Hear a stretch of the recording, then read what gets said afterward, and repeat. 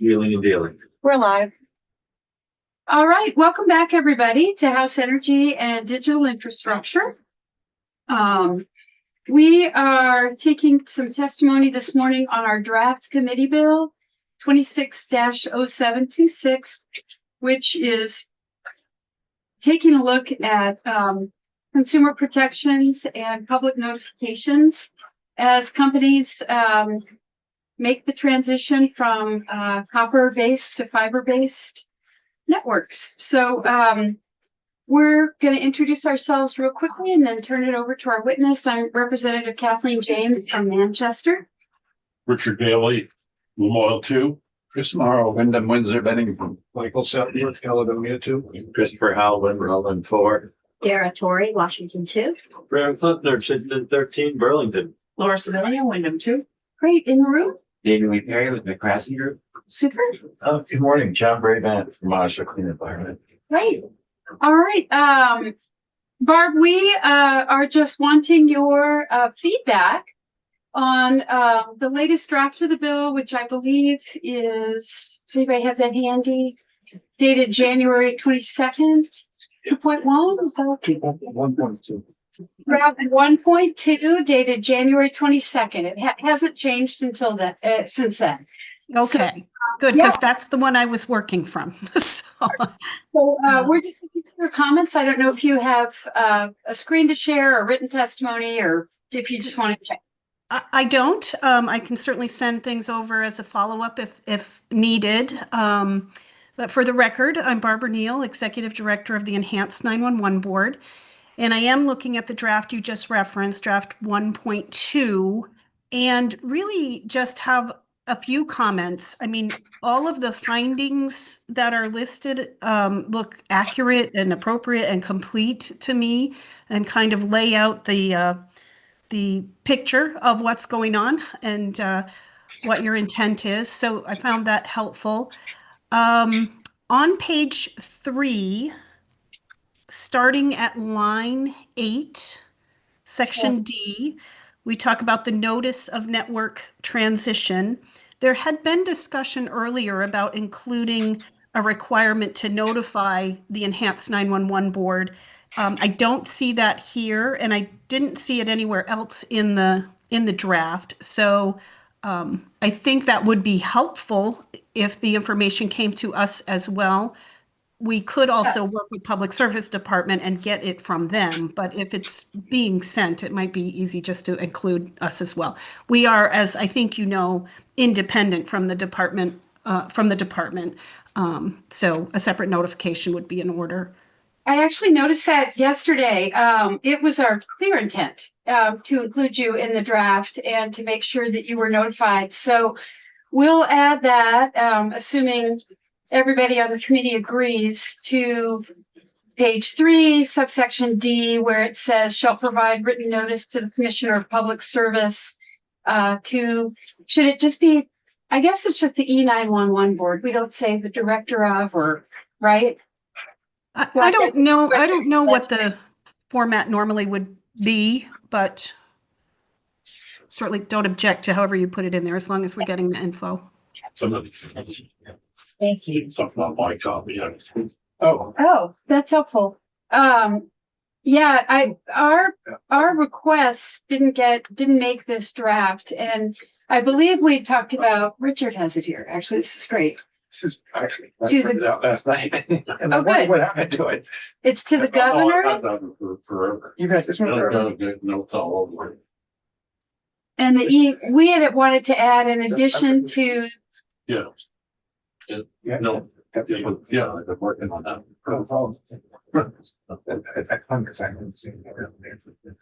But these are already typed out. all set? Yep. Okay.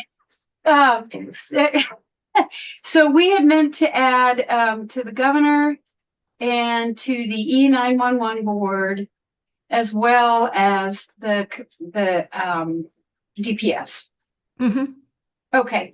Yeah, I was wondering about that as we were talking about this yesterday. I think that just fell through the cracks. Yeah. Yeah. Okay. That's fine. And I think what it's good for us to be aware. We do get occasional inquiries from people about this type of thing.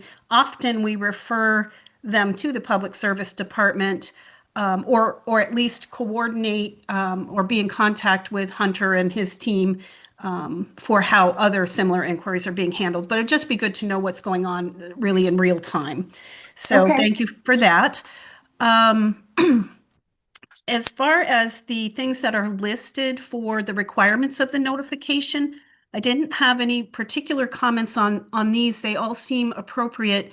I did listen though to Hunter's testimony yesterday, and I think he was giving some some information about what they are including or wanting to include in the MOU that maybe would then be in here. So I'm looking forward to reading what he submits and may have more comments on that when we get to that point. But I didn't disagree with anything he said, but I'd like to be able to kind of read it and know for sure. But generally speaking, I thought it covered, appropriate things to be included in the notification. Great. And then on page 5, line 8, section G, department monitoring. So this is where there would be exchange of the reports that we receive from originating service providers, that's the voice service providers, and electric power service providers. The reports on their outages would be shared with the Public Service Department, and some analysis would be done of the information in those reports. I just want to make you aware that the reports we collect from these companies might provide a very high-level view of the towns and communities that have been impacted by the various types of outages, but they are at that town level, that we are not getting reports down to the specific address level, for example. And so in order to make determinations about whether there are alternative services available at a particular location, those reports aren't going to give that level of granularity. Just because you know how a cell service, for example, varies from one corner of a community to the other. So they don't provide that level. I think there could be some general information that could be gathered, and actually Hunter had requested a copy of the electric service provider outage reports from last year that he's looking over now, and we'll continue to review that. I just sort of wanted to manage expectations on that. Yeah, that's helpful. We definitely, got some feedback yesterday on sort of the reporting sections of the bill that we're considering. So I think we need to take a look at that. Right. And, in the past, we have always had certain requirements for outage reporting from originating service providers, the telephone companies, since the inception of the 911 board in 1998. The getting the reports from the electric service providers is new, relatively speaking. It was a requirement in some legislation several years ago. And so it was implemented, I think it was originally in 2019. I might have that date wrong. Most recent update was 2023. That is not typically information that we would need. So we get these reports really for situational awareness purposes, right? What's going on out in the communities, and we provide those reports. I'm talking about the telephone service provider reports right now, to Public Service Department, to Vermont Emergency Management, and to first response agencies who have requested to receive them. And not all first responder agencies have requested that. So they go out on, I almost said real time, but a situational awareness for an event that is ongoing. We don't investigate the reports. We just basically put the information out there to those who might need it in the moment. So I wanted you to be aware of what those reports are for as well. Okay. And beyond that, I really don't have any other comments. I know there was discussion about whether this should be an MOU or be a piece of legislation, and I'll leave that to the people that make those decisions. So Okay. I do think, like I've said before, it's not possible to over communicate in these situations when these transitions are happening. So the need to get that information directly from the carriers is important and helpful, just so everybody is aware of what's going on. In our case, what we will probably do with those notifications is link to the robust description that Hunter gave yesterday of the information that they are making available on their websites. We could do the same, not recreate, not reinvent the wheel, but link to that information. So if customers or consumers are coming to our webpage looking for information about these transitions, they'd get linked to the same consistent information that they would had they gone to public service. So I think that messaging, that clear, consistent messaging from the state would be important too. That would be great. I was, sounds like you were listening, and I didn't follow up at the time, but did Hunter say that page was new? It's a really good page. So I wasn't sure whether it was new or just. I'm not, I something had the standard or impression something. it was new, but I don't know that for certain. So Do folks have additional questions for Director Neal? Okay. Some quick thoughts in writing would be super great. okay. Could I send them over just in an email, or you want something more formal than that? Oh. Okay. Just send them in an email, and you can either copy the whole committee or copy me and our committee assistant. Either way, we'll get it to everybody and we'll get it posted, done, whatever you want to do. Yeah, Brett Allen? Do they have anything with integration of battery backup for this communications that's coming? Any input on the need for battery? Well, we know the need, but the ability of, as witness testified earlier, that the power consumptions are going down, so perhaps batteries could be one more conventional and last for a longer period of time. Are you asking if I have input on the? 911 board has any opinion, I guess, is What we think is critically important is that customers know the limitations, if you will, or maybe that's not even the fair way to phrase it, but know how these systems work, and that they are dependent on power. So there needs to be, from the carriers, robust notification and education about that. Beyond that, the board, I should have said at the very beginning, I haven't brought this entire issue to the 911 board as a whole just yet. We're meeting in a couple weeks. So the board itself, though, hasn't taken a particular position on whether or not there ought to be battery backup requirements.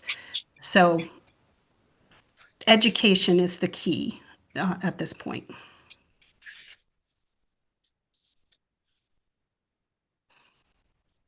Anybody else? No, thank you. Thanks so much, Barb. Thank you. Yeah, really appreciate your time. Alex, let's stay on live for just a minute to make Take sure care. that we're all Thank on you. the, thank you so much. To make sure we're all on the same page and that I know what we're doing next with this bill. So I'm just looking at the language. So we've got findings. And then on page 3, and I know Maria isn't here, but I just want to make sure we're all like taking notes and that I'm not misunderstanding anything. So on page 3, line 8, like subsection D, Mhm. That's not a complete list of who we talked about being notified. Mhm. So we had talked about, they're already required to notify the governor and the secretary of defense, And the right? PUC. And the PUC. Okay, so hang on, I need to write some things down. All right, so already, oops, okay, right, I'm having a technical problem, so I'm clearly not gonna write that down right now. All right, so already is PUC, Gov, and then the federal government. So we're adding DPS and E911. Mhm. Is that right? Okay, and then we had talked about, I thought, shall provide written notice. Were we gonna specify written and email? I thought we had thoughts around Yes. spelling that out a little bit more, I right? have that. So. Was it written and email communications? Okay. Okay, then I'm scrolling down on that same page unless I hear otherwise. D2. D2, yeah, we need to delete and broadband service, right? Yes. Okay. Delete. D3 needs to be tightened. Yeah, the And D3, technical support was an issue. This is something I would expect we'd hear back from Maria on. Who's okay, looking at this. yeah, and I just flagged that the problems or the questions were around or alternative services. Yeah. Yeah, and technical support. So I was wondering if the MOU is being worked on, if we get the language from that, if that can be incorporated into this, because it's gonna be verbiage that is agreed upon. Right, And I think it would make it less contentious if we look at that language and incorporate it into this actual law. And maybe it wouldn't be, as contentious. I like that. Here's what I can't remember. When did Hunter say he'd get back to us? Wednesday, next week. Oh, good. Okay, because I remember them saying several weeks for the MOU, and I started getting worried about crossover. I heard several weeks too. I think you could get back to us on follow-ups, but yes. Well, you should clarify. I remember several weeks. Okay, So, Madam Chair, I would agree. May I be recognized, Madam Chair? yeah, I would agree with Representative Southworth. I think that makes the most sense. Those are our technical experts at the department. And my sense was we were waiting for additional info from Hunter and from Maria on this. I would not want us to give, right now, the department and Consolidated are in a negotiation about the terms of that MOU. I don't know that it's imperative for us to wait for the outcome of that negotiation as much as it is to understand what the department is asking for in that negotiation. the other thing too is if we run up against a timing problem. So why don't I write to Hunter and say, can you refresh us on what you're gonna get back to us and when? The other thing too, it is such a finite time frame for this transition that we're trying to address. Is it beneficial for a full-blown law? And I'm just voicing different thoughts. Is it beneficial for full-blown law, or is the MOU going to be enough to cover this transition?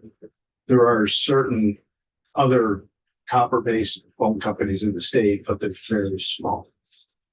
But it's just a thought. So, Representative Southwood, my experience over my decade plus in this building with this company and with my constituents in rural Vermont, I have gotten very good at understanding, how to work with Cappy and the department because the complaints have been so prevalent and the violations, they just continue. Like, it was clear to me something was happening this fall with the company and because I've seen this before over and over and over again. And so that is why I think it is important for us to put this is notice. It's notice. Yeah. We shouldn't have to put this, but I think when there's that quote, when people show you who they are, you need to believe them. I mean, they have shown us what kind of company they are, and they've recently gone from public to private. So I'm not actually expecting this to get better. I just thoughts. Yes, I think it's important that you should. And I had a more, because I was thinking what you were thinking. We're doing an MOU. Great. I like to check off the boxes. Sometimes to my detriment, but my concern would be what I sort of said a little bit incoherently yesterday, which is that this MOU is sort of a moment in time, between the state of Vermont and one company now. And so I do think it would be beneficial to pass this, and then we're kind of done. So future companies, if the department leadership turns over and consolidated leadership turns over and the MOU gets, I don't know what, outdated, we've got this to fall back on to protect Vermonters. And am I right that we don't really have a sense for how long the transition is gonna last? I think Consolidated said they'd noticed the people they were planning to transition, but they hadn't noticed the people on Copper who they don't have a plan for yet. Just the phone service, correct? Yeah. So, maybe if they were gonna have it all done by June 1st, I'd say, MOU. Yeah. But could be a few years, right? Yeah. Good point. Understood. Okay, so we need to fix or talk to Maria about, I've lost where we are, the bottom of page 3, alternative services, technical support. We just need to figure out that we have that right. The questions I heard were, are we supposed to counsel people to, Go to other carriers? Right. And then the technical support, I heard that. Yeah. That seemed. Then. Right. Then- I'm sorry. I'm sorry, yeah. Go for 1 second. Yeah. Alternative services. So if that interpretation is incorrect, Then what did we mean? yeah, what do we mean? Is it a alternative to VoIP? It says transition their service to VoIP or something other than VoIP. What did we mean? It is, Rep Southworth? So just kind of piggybacking on Yeah. Representative Butner is, if I remember yesterday, the technical support fees for continuing home monitoring, that doesn't fall into the purview of that company. That's more specific to the service Right. for what they're getting. So I don't know if we actually need that language in that. Because it doesn't apply. yeah, I'm wondering, so you've got a copper line, they're yanking the copper line. They're not yanking it. Or they're abandoning it. They're lashing their fiber to it. They're using it as a support structure instead of a transmission structure. It's an expensive support structure made out of copper. They should sell it, but I mean, are there alternatives to VoIP? Can Consolidated say, hey, your copper line's going to stop working. If we're running fiber, you can have VoIP, or you could also do blah blah blah. It's like Cell phone. yeah, They don't offer cell phone service, so. Right, they don't have cell phone service. yeah. That I know of. I shouldn't say that. I thought the alternate services were the devices in one's home, such as, Mhm. first alert or Right. the fall protection that both needed, power to run I'll call it a little white box. Mhm. And then there was communications between, somehow, I don't have one, between the little white box and the telephone. So the first alert or there's I don't know what it's called, but there's community outreach for this type of notifications. That device, they've lost that type of um, communications through the telephone because lack of power to the white box in the wall. I don't know if it's plugged in with a traditional, like a phone extension that you go Right. from the room it's in to the where your communications to the side of the house. And that's where I think the onus of the person comes into play to follow up with that company to make sure that it's Right. integrated with that system. Madam Chair. Yeah. I'm sorry to interrupt. I have to leave to go do a bill introduction in another Oh, I forgot about committee that. at 11:30. I would just like to say that I will be very interested. I know Maria Royal was taking a lot of notes in the conversation and the challenges. So I'll be very interested also in what she comes back with, and she may have some solutions to us on some of this that we can talk about. Yeah, and I will, so I'm emailing Hunter to just clarify timing and what we're gonna be hearing from him. And then I'll email Maria and ask her if she can watch this conversation that we're having right now. And she was actually the one who I talked to yesterday about including that MOU language into this. Yeah, So she's already far ahead of us, as you. she usually is.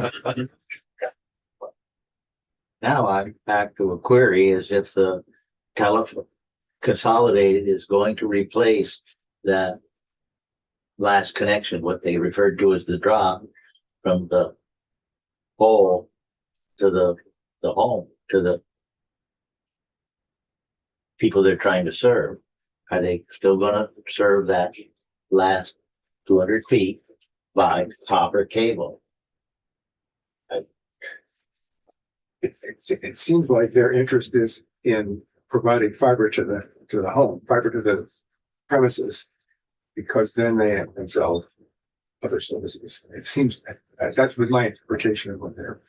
I interpreted it as the cost of maintaining the copper communications, that when all they want is a telephone dial signal, that the cost of that dial tone only over copper was, their costs were going to be reduced. So whether they just move the fiber down the street to the pole, and then I'm just very confused about where the line drops. It's at the gray box on the side of a home that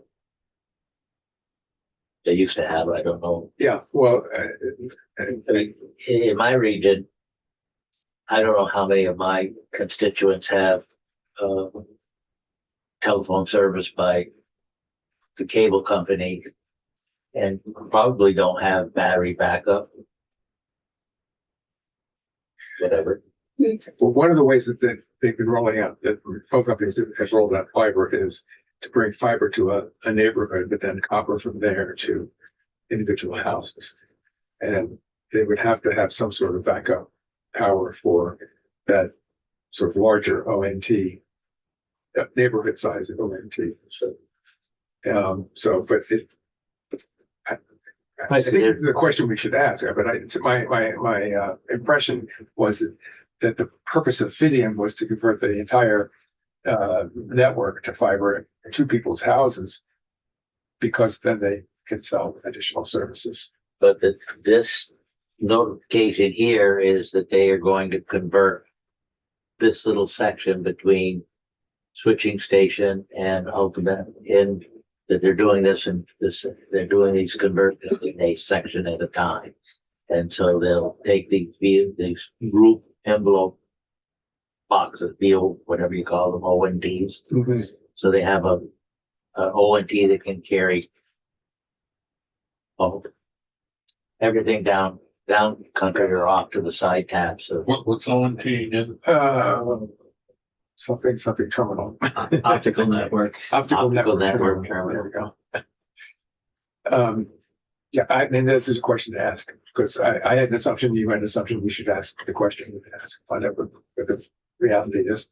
Rick Suffolk? Earlier on, when we started talking about this, I brought up that. So people with underground service to their house, lines and conduit. Because the company is discontinuing the copper, does that mean that they are going to provide the service to run underground, or is that cost going to be on the homeowner? That's a valid question, because that increases costs to people. I mean, I know in power companies, the underground is owned by the customer and maintained by them. I don't know if the same goes with the phone line actually being discontinued, who that cost falls on. That's a question worth asking. It seems like they would want to pull the copper line out, right, and use that as a way to, and this is what happened at my house just recently, actually. Absolutely. And use that as a way to pull the fiber through. And through a conduit is easy. Direct burial is another matter. Correct. Yeah. Rick Clifford? On contemplation, it seems to me we could just delete alternative services because whatever it means. It's not what we're talking about. We are asking Consolidated to give instructions to customers. They've got copper voice. They get instructions on how to switch to VoIP. So they have instructions on how to get the equivalent service. And if the customer wants something other than that, they can go find it, but I don't see any reason to I agree. have Consolidated explain, or you can use cell service. And Right. blah, blah, blah. Okay. And then I believe, want to delete in technical support. So would it just be including information for customers seeking to continue home monitoring equipment? We want to keep that in there, right? About the home monitoring Well, equipment, because isn't think- that the, Chair Neal made a good point that it would be good to have Consolidated inform customers that they should talk to the provider of each of their in-home networked devices to ensure that it will keep running Compatibility. with fiber. Yeah, so maybe. talk to the, Yeah, so maybe not information, but informing customers yes, about the needs of connect. okay. Customers, that they need to, basically that they need to talk to understand the implication, that the customers, like you said, need to talk to Yeah, right. the manufacturer of their Yeah. personal Whether it alert, be like- personal alert or Lifeline, I think. alarm system. Or anything like that. Yeah, it does. The service, I didn't mean to use a trade name, first alert. So It does. Okay. And I think for consumers, like a generic, your connected devices may not mean anything, so some examples would be helpful. I agree. Yeah. So they understand this could impact devices such as blah, blah, blah. Yeah. Okay. Okay, and then, top of page 4, this is where I started writing down things like, we will hear back from Hunter. Hunter will include thoughts on what to include. But, disclosures about the carrier's obligation to continue providing landline service, that seems important, right? So if they consider landline at that point. I don't know. I think that's a Maria question. I think fiber's landline is it versus it's a hardwire connection. Okay. And it's not a cell. And I understand what we're saying about the obligation to provide a call plan at the same price. So I thought Consolidated said it and no more than this, at no more than the Yeah, same price. something like that. Okay. because the testimony yesterday actually stated that it's much cheaper than a conventional landline, so I don't want to Oh, door. Right. Okay, good point. So at no, well, I remember her saying it's cheaper than, but I wasn't catching the implication of like, let's just be explicit for all time and for future companies that it can be at no more than. So we're not, Still opening up the door to a point. I don't know how we can word it to, let's ask Maria. yeah. Maria will know how to do it. What's that at? Well, Mikey? Mikey, no, what am I thinking Oh, of? I'm having a really old memory. It's a Mikey was a cereal. commercial. Mikey. Let liked- Mikey try it. That's right. But didn't Mikey know everything? let's not go far here. Anyway, sorry. Yeah, thanks, Rep. Duckworth. Yeah, Thank you. you literally caught me at the verge of the rabbit hole. Right at the end. I was Appreciate right the there with you. assist. Okay, on we go. At the cost, no more than, is it, we gonna put in $2,026 or what are we gonna do about it? No, just Whatever the, the current cost is, whatever it is. current price. The current cost at the time of transition. Yeah. Oh, and then they go to the PUC for rate increases from that? I think it's just, And it's the same Yeah. offered service. yeah, whenever it happens in your region. Yeah. You know, whatever the cost of those two plans are, we would just have to make sure that the staying with the copper doesn't, that they're not Well, charging more. Actually, it might be better than, rather than say as prior to the transition, offer prior to the transition. Might be At the time better. of transit. Well, and no, rather than, it might be the same price as the service is being replaced or something like that. Because the service price will increase over time. The basic phone line service. Right. We'll just draw a phone line and that's what's making it. Yeah. All right. Maria will be listening to this and she can hear that. Then I got a little lost in number 5.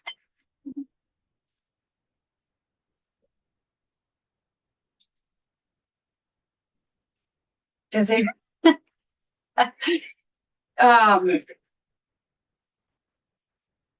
That might be I think what we were getting at here was making if I remember this correctly, it is making sure that customers know when they transition to fiber that they're going to want a backup battery. In the event of a power In outage, the end of a power outage, cordless phones the won't work, cordless phone won't work. etc. You may need battery backup. Period. And then I think we had gotten out of our wheelhouse on availability, costs, installation procedures. I think we went Yeah. way overboard on that. Yeah, so the battery backup is just for the ONT. It's for Yes. nothing else, the phone and everything. So Yeah. No, it's for internet too, I believe. we're not talking about internet in this bill. We can't. I'm talking No, about. I'm just, yeah, all right. Yeah. I was, Yeah. I actually had fitting, but they brought the whole cable fiber right into the house to the white box. And then made the conversion somehow to go to the white landline connection. And that installer did say you can buy a battery backup from Fidium or you can go out on market buy. So He you, said, well, the power's out, it is. okay, so you knew, they informed you, and we just want to memorialize how important that notification is. Without getting into availability, cost, procedures, Yeah. that's, Right. we're way out on thin ice there. Yeah. Okay, then we just wanted to make sure people know that we have consumer protection rules. And, you know, a lot of this stuff, I think it's why when we were talking with Consolidated yesterday, I could be wrong. I'm imagining a lot of this information being pretty brief, pretty clear, not pages and pages of information. You know, Vermont has consumer protection rules that do X, Y, and Z. For more information, go to.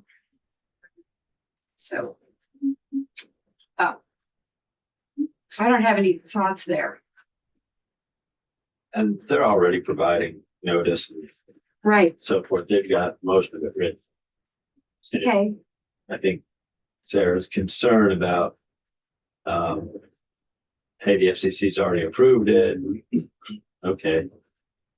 You make a few changes, you add a few things, you ask them to take a look at it. It did not seem, I don't know how much of a pain in the neck they are to deal with, but did not seem like as big a problem as she sounded like. Then contact info. A no-brainer. And then DPS could say, oh, you forgot about this Sure. in your little list in the bill. Yeah. Okay, then, I started wondering whether I would really like to hear from Hunter on the reports that we envisioned, because I don't know how useful they are, or whether we need to delete them or fix them or what. But I again kind of lost the thread on that. I just made a Yeah. need to make this more useful. Yeah, I Which I mean, think is what Hunter said.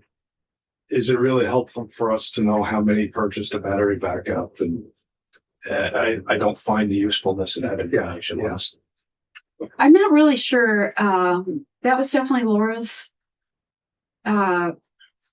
suggestion. And so I would like to hear from DPS on whether this is helpful and what they would do with it, So interesting to or have what we would do with it.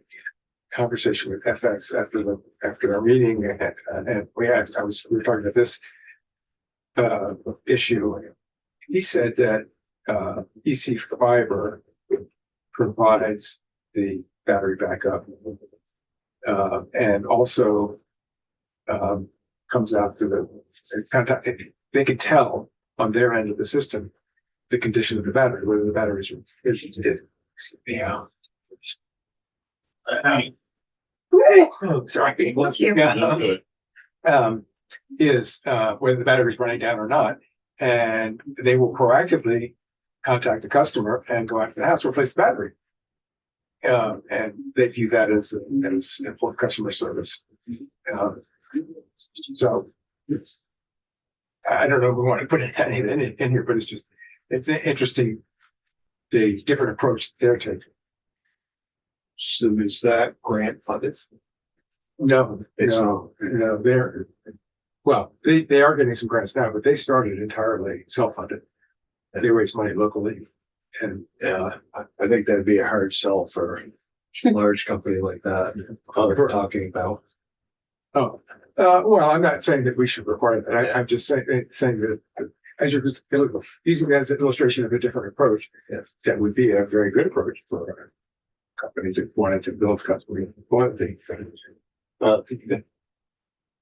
The utility, I think it was Enosburg Telephone or Franklin Telephone, yeah. that came in last year, said that they could tell the power company more about the outages than the power company knew themselves with their fiber layouts. But I talked to the gentleman privately from EC Fiber, Yeah. and he said they only have 1,400 customers. So Mhm. 1,400 customers is equivalent to a paper boy delivering the paper route versus publishing the paper that that Consolidated has to do. Okay. Yeah. And so I think that would be Yeah. a big outreach. I mean, it's all in Consolidated customer service, and they're still going to have to compete Yeah. as other fibers come down the line. Yeah. Okay. Just All right, so we'll get some feedback on this first report, fix, delete. Enforcement, I'm on page 5 now. That is just referring people, I think, to penalties that are already there, right? Maria explained that to us. I remember thinking that was fine. And then we're getting back into reports that we don't know if they're useful. On lines 8 through 19, Yeah, Mike, or Yeah. sorry, Rep Southworth. I see on line 14, it starts, says whether locations have access to facilities-based fixed voice service that is line powered or the voice service offered by a commercial mobile radio service provider. What is that? I mean, are they gonna have a two-way radio in their house that's dependent on electricity and then the power outage? Does that work too? I don't know if we're just getting too deep into the weeds. Think we probably are, Just but you know, face value it is to me, but I may be missing something. as may I. This does reference the E911 board's rule governing outage reporting requirements for originating carriers and electric power, just up on lines 10 through 12. And she said that's town level data, right? Yeah. So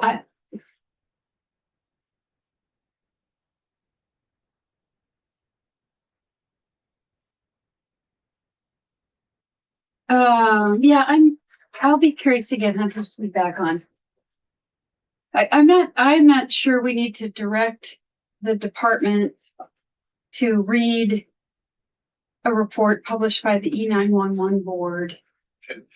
They probably They probably already do. Okay. All right, so TBD on that section. I've got it marked for possible.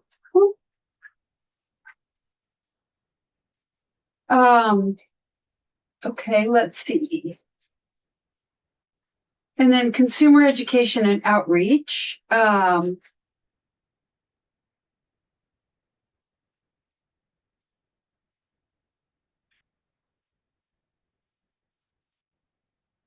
mean, I wonder, again, I've got a Hunter question. They've got a pretty decent webpage already up and running. I have a feeling I think Hunter said it was new. So I don't know if we expected more than that. Maybe we could get Hunter's thoughts on I mean, so we've got customers are going to be getting all this information presumably directly from the companies now multiple times. So we're going straight to the consumers. And we would be requiring that in statute, you know, for all time, for all companies, for all regions. So I don't know whether DPS feels like they need to do something beyond putting up this webpage, like posting it on Front Porch. I don't know I don't really know what would be next steps for DPS. So I think that would be something to have Hunter advise on. Have you guys, have you seen the webpage yet? It's pretty good. Yeah, it is good. So, I'm just going to put necessary.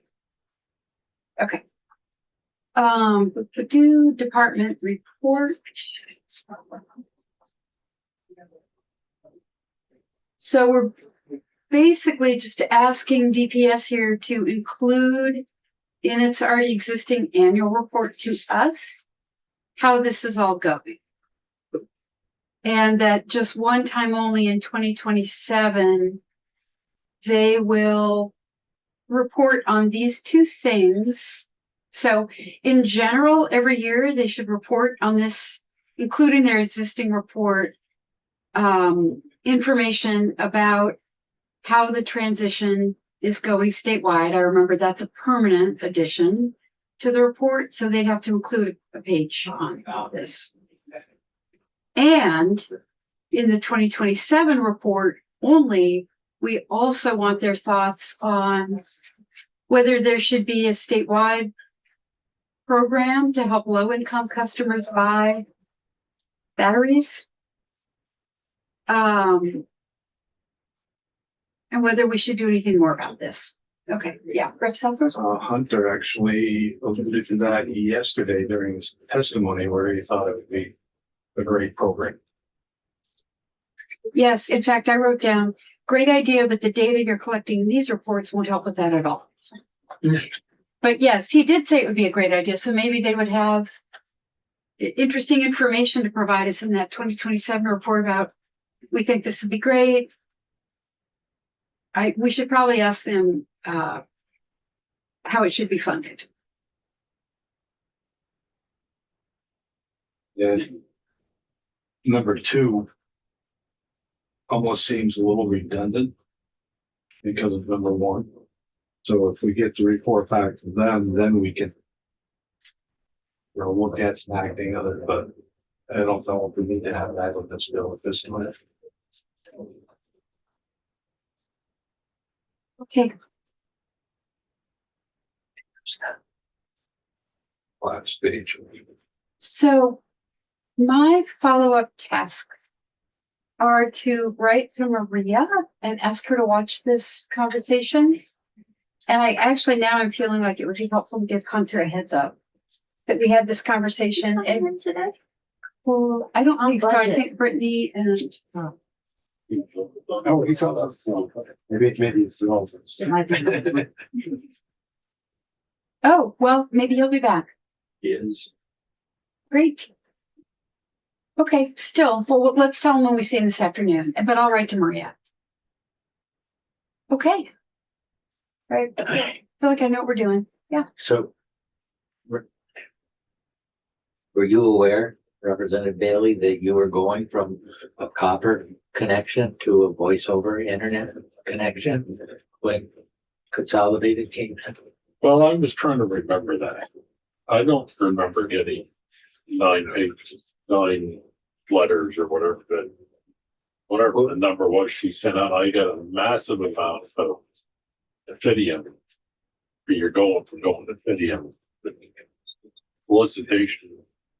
And maybe that's what they were using by notification that you can sign up for Fidium and they put the pricing on it, what it was going to be for the 3 levels of service.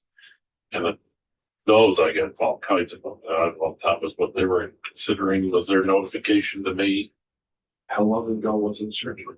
I mean, last last summer? summer. So that was prior to this happening. So in paragraph 2, where it says all customers who use VoP, I kind of think it's gotta say something about all customers converting from copper to VoP. So I don't know if a customer knows. Pick up the phone, he gets the dial tone. I don't know. I think that's the extent of. I think my family's involvement, whether or not the phone's working, whether it be portable phone they're using at the time the power's on, or I'm over cable and I don't have battery backup. We have cell service extensively in the areas that these people are being converted, are those areas that don't have their multiple cell phones in the house. And Right. so that you go to the battery backup, somebody agrees not to use their cell phone till the power comes back on, keep one phone charged.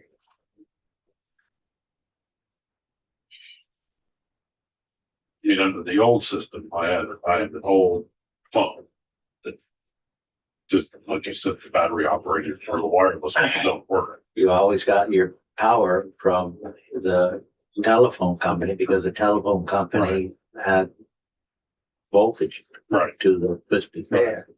And in the old days, the telephone company would go out and move from little houses on the side of the road. They'd move their generators from switch house to switch house, or whatever they call the houses.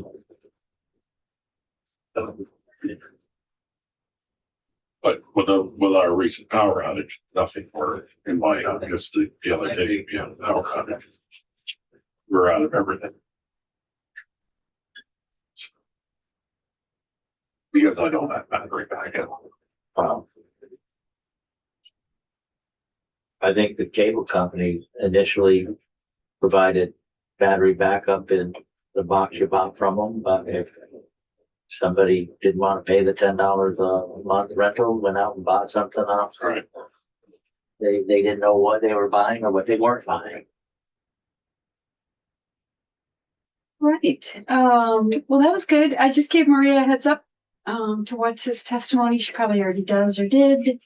And sounds like we can check in with Hunter when he comes in this afternoon. So we can go off live, and we are back at 1:00 with the Youth Climate Lobby, and then we're going to be meeting with DPS to talk about their budget and other requests. Okay. An hour with the youth.